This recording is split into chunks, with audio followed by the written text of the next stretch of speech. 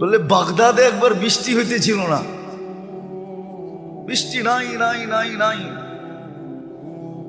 তো সুন্নত অনুযায়ী বাগদাদের ওলামা আল্লাহওয়ালা মানুষ সব বাগদাদের জামে মসজিদে জমা হয়েছে। ফজরের পরে ফজর পড়ছে, এশা পর্যন্ত দোয়া করছে, কিন্তু বৃষ্টির কোনো চিহ্ন হয় নাই। এশারের পরে চলে গেছে। তো মালিক ইবনে দিনার রহমতুল্লাহ আলাইহি বলেন, আমি বসা ছিলাম মসজিদে, তো দেখলাম এক জীর্ণ শীর্ণ গোলাম, জীর্ণ শীর্ণ গোলাম, কৃতদাস ঢুকলো। কেননা কৃতদাস দেখলে বোঝা যায়, আপনারা দেখেন তো না, এই জন্য বুঝবেন না। আফ্রিকায় আছে এখনো, নাইজেরিয়ায়, ওদের পোশাকই ভিন্ন, ওদেরকে দেখলেই চেনা যায় যারা কৃতদাস। আমিও চিনতাম না, প্রথমবার যখন গেছি তো জিজ্ঞেস করছি এদের পোশাক এরকম কেন, তো বলছে এরা অমুকের কৃতদাস। সবাই আবার ভিন্ন ভিন্ন আছে। যেমন আমাদের রাগ হয়ে যাবেন বলমু না, রাগ হয়ে যাবে। আমাদের যেরকম কিছু লোককে দেখলেই বোঝা যায় উনি কোন দরবারের সাথে সংযুক্ত, টুপি দিয়া, পাঞ্জাবি দিয়া, এমনকি পকেট দিয়েও বোঝা যায়। এরকম রাগ হয় না কিন্তু আবার। তো ওই দেশে এরকম বোঝা যায়, প্রত্যেকের আলাদা, গোলামের কৃতদাসের আলাদা আলাদা ইউনিফর্ম আছে, দেখলে বোঝা যায় এটি ওনার। তো কৃতদাস দেখলেই বোঝা যায়।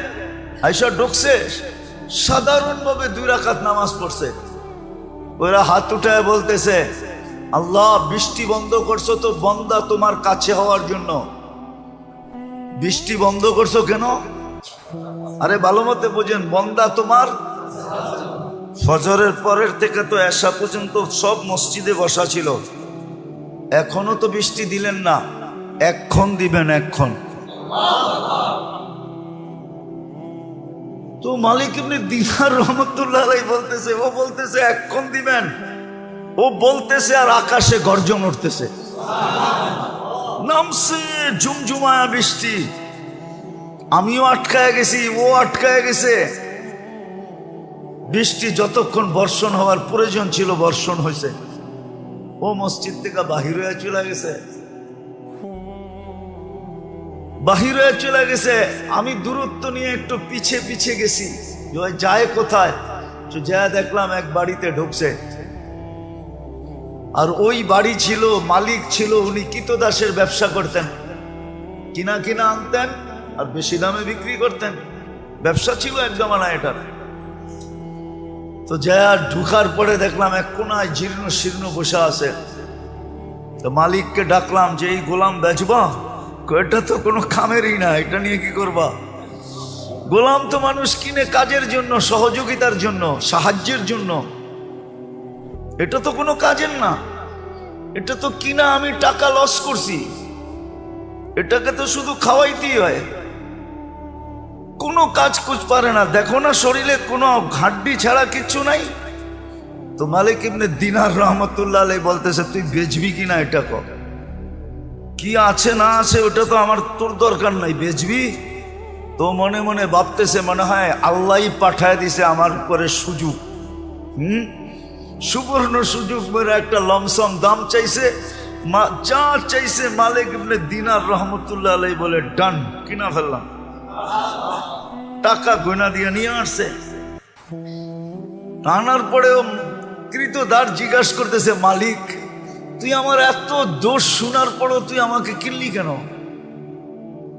তোর কি টাকায় কামড়ায় যে তুই আমারে কিনলি টাকা দিয়া? তো মালিক ইবনে দিনার রহমতুল্লাহ আলাইহি বলে, আমি তোকে দেখা কিনি নাই, আমি তো কিনছি তোর তাআল্লুক দেখা। সারা বাগদাদ বসা ছিল ফজরের পরের থেকে আল্লাহওয়ালা আলেম। ওই সময় বাগদাদেই ছিল। ওই চিত্র তোলার সময় আমার কাছে নাই যে ওই সময় বাগদাদের চিত্রটা কিরকম ছিল। সব তো ফজরের পরের থেকে আসা পর্যন্ত বসা ছিল, বৃষ্টি তো হইল না।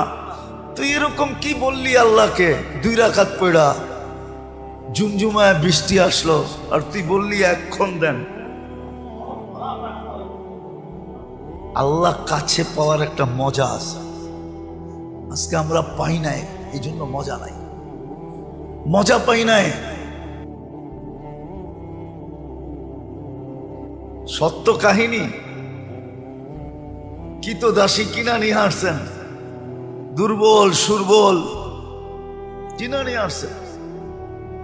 তো কৃতদাসী বলছে, মালিক সারাদিন কাজ করব বটে, কিন্তু রাত্রে তুমি আমার থেকে কোনো কাজ নিতে পারবে না। যদি এই শর্ত হয় তো আমি যাইতে রাজি। এই শর্ত যদি হয় তাহলে আমি কি যাইতে রাজি, এই শর্ত পুরা করলে। বলছে ঠিক আছে। তো সারাদিন কাজ করতো, রাত্রে নির্জন ঘরে চলে যেত, নির্জন ঘরে চলে যেত।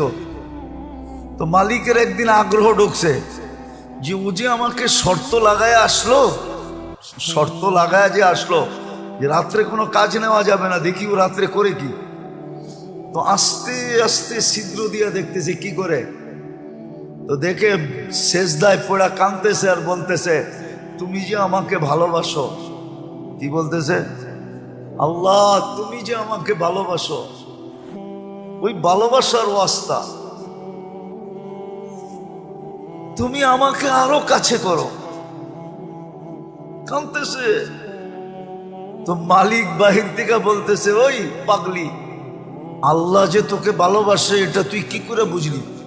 তুই বারবার বলতেছ তুমি যে আমাকে ভালোবাসো, তুমি যে আমাকে ভালোবাসো, তুই এটা বল যে আমি তোমাকে ভালোবাসি। তো কৃতদাসী সেজদার থেকে মাথা উঠাইছেন, মাথা উঠাইছেন, উঠায় বলতেছে, শুন, আল্লাহ যদি আমাকে ভালো না বাসতো তাইলে এই গভীর রাত্রে ওনার কদমে আমাকে রাখতো না, আর তোরে ল্যাপের ভিতরে ঘুম পড়তে দিত না। তুই ল্যাপের ভিতরে ঘুমাইতেছস, তোকে ভালোবাসে না দেখি তুই ল্যাপে আসস, আমাকে ভালোবাসে দিকে বিদায়ী কুদরতি পায়ে জাগা দিছে বইলা একটা চিৎকার দিছে, জান শেষ। মালিক বলে, বইলা তো নিজের ক্ষতি করলাম, কেননা টাকা দিয়ে কিনা আনছে, ক্ষতি হয়ে গেছে না, লস। কিন্তু করবে কি, দাফন কাফন তো করতে হবে। বাজারে গেছে কাফন আনার জন্য, আয়সা দেখে সবুজ কাফনে পেঁচানো, উপরে লেখা আছে ইন্না আউলিয়া আল্লাহি লা খাউফুন আলাইহিম ওয়ালা হুম ইয়াহজানুন। এই কোরআনের আয়াত উপরে লেখা ইন্না আউলিয়া আল্লাহি লা খাউফুন আলাইহিম ওয়ালা হুম ইয়াহজানুন। সত্য এটাই, সত্য এটাই। আমরা মনে প্রাণে চাই না যে আল্লাহর কাছে হই বা আল্লাহ আমাদের কাছে হোক। আরেকটা মনে উঠলো, এই জন্য বলতেছি, রব আল্লাহ। এই জন্যই তো আল্লাহ বলছিলেন যে আমি এমন রব, কাসসামার রিজক ফালা ইয়ানসা মিন খালকিহি আহাদ, সবারটা সময় মতো পৌঁছাই, কাউকে পৌঁছাইতে ভুলি না। হ্যাঁ, আমাদেরটা আগে পিছে হইতে পারে আমাদের কর্মের কারণে, কিন্তু মানুষ আর জিন ছাড়া কোনো প্রাণীর প্রয়োজন সময়ের 1 সেকেন্ড দেরি হয় না। হ্যাঁ, মনে উঠলো, এই জন্য বলতেছি, জানি না আপনাদের মনে আছে কিনা, মুসা আলাইহিস ইসলামের জমানায় অনাবৃষ্টি হইতেছিল, বৃষ্টি হয় না, হয় না, হয় না, হয় না, জমিন শুকায়া কাঠ হয়ে গেছে। তো মুসা আলাইহিস ইসলাম বনি ইসরাইলদেরকে বলতেছিল, চলো আল্লাহর কাছে বৃষ্টির জন্য দোয়া করি। যেই খরা চলতেছে, কিছুদিন পরে কিচ্ছু থাকবে না।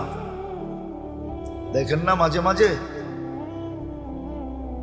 উন্নত দুনিয়া, দেখেন না আমেরিকা, কানাডা, ইংল্যান্ড, ফিনল্যান্ড, ইউরোপে মাঝে মাঝে দেখেন না বুশফায়ার হয়, বুশফায়ার, বুশফায়ার বোঝেন? আগুন লেগে যায় দেখেন না জঙ্গলে, হ্যাঁ? অস্ট্রেলিয়াতে হয়, এবার তো আমেরিকায় হয়েছে জীবনের সেরা। তো এটা হলো খরার কারণে, শুকাইতে শুকাইতে শুকাইতে শুকাইতে এক সময় গরমের কারণে আগুন ধরা যায়। তো মুসা আলাইহিস সালাম চলছে বৃষ্টির জন্য, দোয়া করবে বনি ইসরাইলকে নিয়ে। আর আগে নিয়ম ছিল যেদিন ইস্তেসকার নামাজ পড়বে ফজরের পরের থেকে কিছু খাবে না, রোজার মতো থাকবে, রোজার মতো। এমনকি বাচ্চাদেরকে মা দুধও দিবে না, জানোয়ারকে কোনো খাওয়া দিবে না, যেন সবাই আল্লাহর দিকে ফিরে।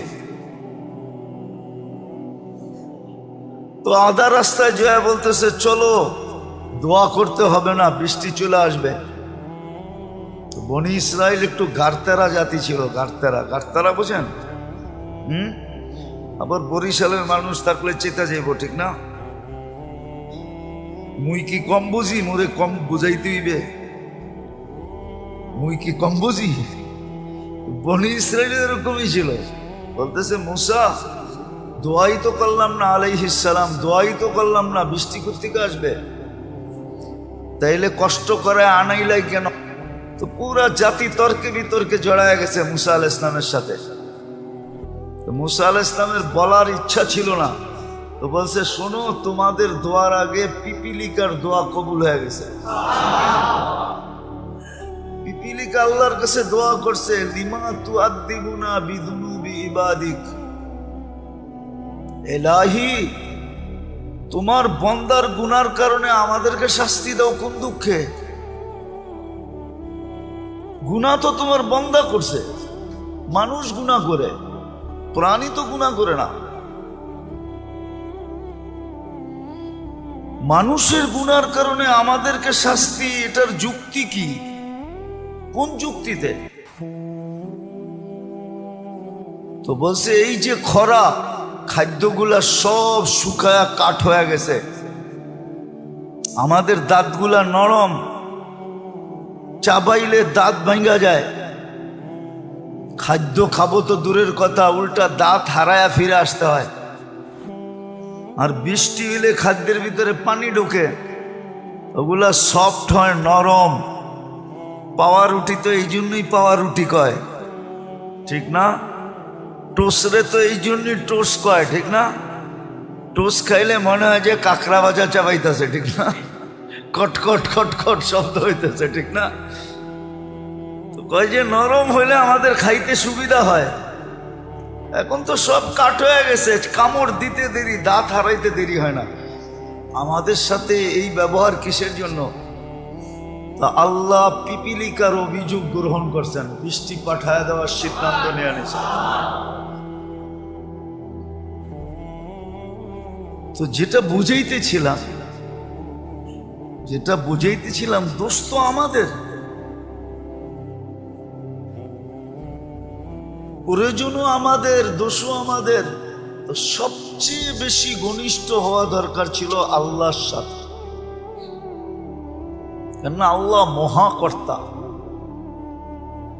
মহাপালনকারী, লালনকারী, পালনকারী, রক্ষক, সুরক্ষাকারী, হেফাজতকারী আল্লাহ। ওনাকে কাছে নেওয়ার, ওনার কাছে হওয়া উচিত ছিল, ওনাকে কাছে করা উচিত ছিল। আর সত্য আমরা করি নাই বিদায় মজা পাই না। যে যেটা খায় নাই ওরে বয়ান দিয়ে এটার মজা বোঝানো যাবে না, ঠিক না? যে যেটা খায় নাই ওরে ওইটার মজা বয়ান দিয়া, হ্যাঁ, হাকি মজা অন্য জিনিস, স্বাদ অন্য জিনিস। হ্যাঁ, এই জন্যই তো কবিতা আসছে, নাহলে কবিতা আসতো না। কি যাত না বিষে বুঝিবে সে কিসে, কবু আসি বিষে ডংসি নিজারে। সাপের ব্যথা তো ওই বুঝবে যে যাকে সাপ ছোবল দিছে, ঠিক না? যাকে ছোবল দেয় না, আপনি কাউকে মাথা ব্যথা বুঝাইতে পারবেন? হ্যাঁ, কিন্তু যার হয়েছে সে তো বোঝে। কি ঠিক না? তো না হইলে বোঝা যায় না আল্লাহর কাছে হওয়া যে কত মজা। নাইলে এই কথা কোনোদিন হইতো না। আউলিয়ানে লাথ মারি, আল্লাহ ওয়ালারা দুনিয়ায় লাথি দিতেন না। থাকে দুনিয়ার ভিতরে, লাথি দেয় দুনিয়াকে। এটা আপনার যুক্তিতে আসে নাকি? যে থাকতেছে দুনিয়াতে, খাইতেছে দুনিয়ারটা, পড়তেছে দুনিয়ারটা, লাথি দিতেছে কাকে? এটা হয় যুক্তিতে? কিন্তু ওনারা জানে কেন লাথি দিতেছে, কেন লাথি দিতেছে। সত্য এটাই। এই জন্যই দুনিয়ায় দুই দল হয়ে গেছে। একদল দুনিয়ার পিছে দৌড়াইতেছে, দুনিয়া ওদেরকে লাথি দিতেছে, ফুটবলের মতো লাইতাইতেছে আর ক্লান্ত করতেছে, গাম জড়াইতেছে। আর আরেক দল দেখা যায় আল্লাহর দিকে দৌড়াইতেছে।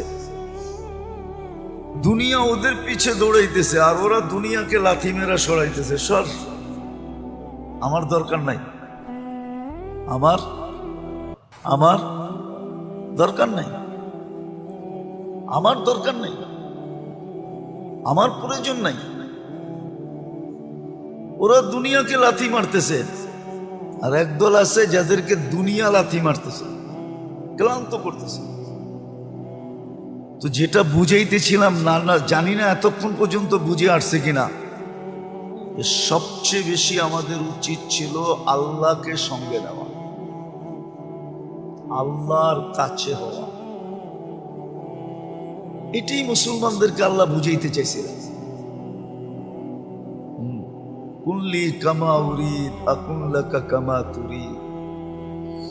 আমি যেমন চাই তেমন করে দেখাও, তুমি যেমন চাবে আমি তেমন করে দেখাবো। কুল্লি কামা উরিদ আকুন লাকা কামা তুরিদ। আবার করার ভিতরে আল্লাহ যে করা চাইতেছেন আমার ভিতরে, আমার থেকে, আপনার থেকে, এটা কি অনেক বেশি? না, ওটো সীমা দিয়া দিছেন, সাধ্যের বাহিরে না, অতিরিক্ত না। অতিরিক্ত যদি বৈধ হইতো তাহলে এই হাদিস কোনোদিন হইতো না। তিনজনে বৈশা যুক্তি পরামর্শ করা, তিনজনে ঘোষণা দিতেছে আমি সারা রাত্র ইবাদত করব। আরেকজন বলতেছে আমি সারা জীবন রোজা রাখবো, আরেকজন বলতেছে আমি বিয়ে শাদী করব না। আল্লাহর রসুল শুনতেছে চুপচাপ। তিনজনের ঘোষণার পরে বলতেছে একটাও ঠিক না। আমি রাত্রে ঘুমাইও আবার সজাগ থাকি, ইবাদতও করি।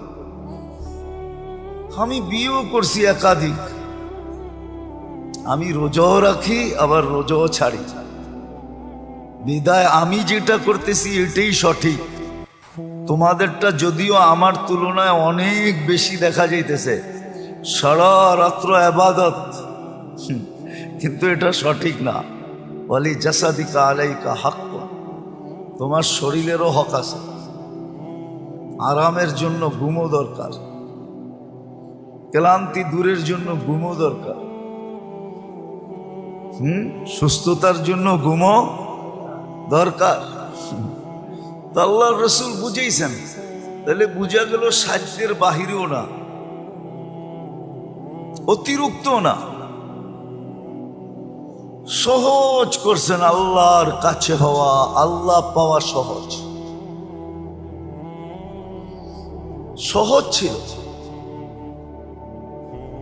যদি আমি শিখতাম, যদি আমি করতাম, করলে সহজ, শিখলে সহজ। আমরা তো শিখিও না, করিও না, এই জন্য আমাদের কাছে কঠিন মনে হয়। অপরিচিত জায়গায় যাইতে মানুষ যাওয়ার আগেই ভীতু হয়, অনেক ভাবনা ভাবে, ঠিক না? তো না শিখলে কঠিন মনে হয়, না জানলে কঠিন মনে হয়। আসলে কঠিন না, আল্লাহ পাওয়া তো সহজ। অনেকবার বলছি, এইবারও বলতেছি, বনি ইসরাইলের ওই বদমাশ, আল্লাহর জন্য তো শোভনীয় না শব্দটা, দুই শব্দে আল্লাহকে পটায় ফেলছে। রাজি করে ফেলছে, খুশি করে ফেলছে, নিজের পক্ষে নিয়ে নিছে। কেমন নেওয়া নিছে? আল্লাহ মুসা আলাইহিস ইসলামকে বলছে জানাজা আপনার পড়াইতে হবে, যে জানাজায় শরীক হবে তার গুনাহ মাফ হবে। অথচ লিস্টেড বদমাশ। হ্যাঁ, বদমাশির দিক দিয়া পুরো বনি ইসরাইলের 1 নম্বর সেলিব্রিটি। বদমাশির দিক দিয়া সবাই চিনতো বদমাশ, কিন্তু শেষ মুহূর্তে আইসা এমন এক শব্দ বলছে, ইয়া মান লা তাদুররুহু যুনুব ওয়া লা তানফা। ও আল্লাহ, গুনায় তোর কোনো ক্ষতি সাধিত হয় না, আর লাভও হয় না, না লস না লাভ। ওয়ালা তানকুসুহুল মাগফিরা, মাফ করে দিলে তোর ভান্ডারে কমেও না। ফাআমুতু ফরিদান ওয়াহিদা, দেখ আমি লোকালয়ের বাহিরে একা একা পড়া মরতেছি। ওয়া আনতা কুলতা আনতাল গফুরুর রহিম, আর আপনি নাকি গফুরুর রহিম। মাফ যদি না করলেন তো আপনি গফুরুর রহিম হইয়া আমার লাভটা হইল কি? এতটুক কথা বুঝলে অনেক কিছু, না বুঝলে কিছুই না। আল্লাহকে বিলকুল পক্ষে নিয়ে আসছে, বুঝার বিষয়। আজকে আমাদের সবচেয়ে বেশি যাকে কাছে করা দরকার ছিল, সঙ্গে লওয়া দরকার ছিল, বিশেষ করে মুসলমান, বিশেষ করে উম্মতে মুহাম্মদ। হায়, বিশেষ করে উম্মতে মুহাম্মাদি। কেন আমাদের পরে তো আর কোনো উম্মত নাই যে আল্লাহ কারো জন্য কিছু রাখবেন। আমাদের পরে তো কোনো উম্মত নাই, আছে নাকি? হ্যাঁ, যে কারো জন্য কিছু রাখবেন। পিছনে কেউ থাকলে না তার জন্য কিছু উঠায় রাখে, ঠিক না? বাঁচায় রাখে, ঠিক না? আমাদের পরে তো উম্মত নাই, কার জন্য বাঁচাবেন, কার জন্য উঠায় রাখবেন, কার জন্য আলাদা করবেন, কার জন্য পৃথক করবেন? অ্যানালাইসিসের বিষয়। আমাদের নবীজির পরে তো নবী নাই, আছে নাকি? মুহাম্মদুর রাসূলুল্লাহর পরে কেউ আছে? হ্যাঁ, আপনি যদি মনে মনেও ভাবেন তারপরেও গুনাহ। মুহাম্মদুর রাসূলুল্লাহর পরে কোনো নবী নাই, কোনো রসুল নাই। খাতামান নাবিয়্যিন। অনেক সময় আমাদের সমাজের কিছু মানুষ আছে ধোকায় পড়ে, আপনিও ধোকায় পড়তে পারেন। হ্যাঁ, কিন্তু আমি বলবো গুইসাপের মতো বিদ্যাও আপনার, আকল আপনার কাছে নাই। হাদিসে দব আছে, দব। গুইসাপকে আল্লাহ রসুল জিজ্ঞাসা করছিলেন, কুল মান আনা, আমি কে?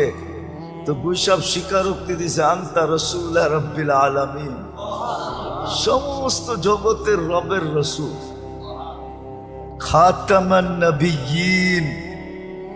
অনেক মিথ্যাবাদী আসবে, সব মিথ্যা, আপনি সর্বশেষ নবী। গুইসাপ বুঝলে আপনি বুঝেন না কেন? আগেরটাও বলছে মান আমানা বিকা ফাস, যে আপনাকে ধরে রাখবে সেই কামিয়াব হবে। মান কাদিবা খাবা ওয়া খাসির, যে আপনার থেকে দূরে সরবে ও চির হতভাগা হবে। আমার আজকে ভাগ্য খুলে গেছে। লাব্বাইক ওয়া সাদাইক ইয়া সাইনা ওয়া ইয়াউমিল কিয়ামা। ও কিয়ামতের বাদশা, আমার ভাগ্য খুলে গেছে। আপনার তো গুইসাবের সমানও বিশ্বাস নেই। তো যেটা বলতেছিলাম, আল্লাহর কাছে হওয়া দরকার ছিল, আল্লাহকে কাছে করার দরকার ছিল, কসম খোদা। এই জন্যই চিৎকার ছিল, চিৎকার। আমরা পড়ি তো না, জানি তো না। এই জন্যই সাহাবা সবসময় চিৎকার দিতেন, ইয়াকফিনি আল্লাহ, আল্লাহু কাফিন, আল্লাহ আমার জন্য যথেষ্ট। খালেদ রাদিয়াল্লাহু তাআলা আনহুর কথা হাজারো বার আছে। উনি যুদ্ধের ময়দানে যখন নামতেন তো সবাই ওনাকে সতর্ক করতেন, খালেদ তুমি একা, সামনে হাজার হাজার, তো ওনার চিৎকার এটাই হইতো, আল্লাহ আমার জন্য যথেষ্ট, সরেন থেকে।